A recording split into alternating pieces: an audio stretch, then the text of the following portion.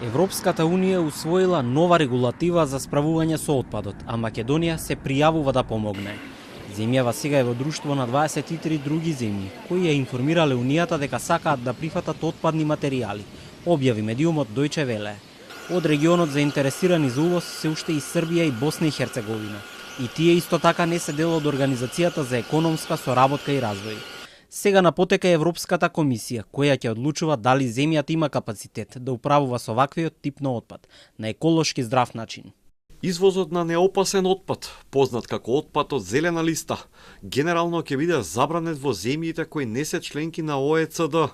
Исклучок од ова правило би биле земјите кои имаат капацитети и кои ги исполнуваат условите за заштита на животната средина за преработка на овој отпад. Целта е да се спречи илегален извоз на отпад од земјите членки на Европската унија во трети земји и наместо тоа да се третира отпадот така што нема да се наштети на животната средина. Според екоактивистите во земјава, причините зошто Македонија пројавила интерес да увезува отпад од ЕУ се разбирливи најмногу поради индустриската намена, но штетите кои што може да настанат се другата страна на целата приказна.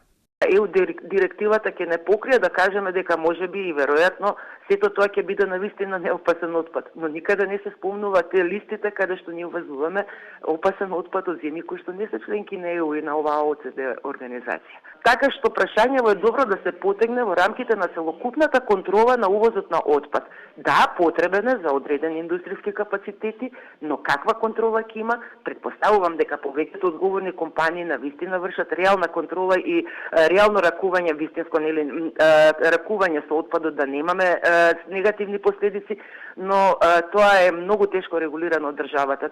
Новата европска регулатива стапува на сила за 2 години, односно во мај 2027 година.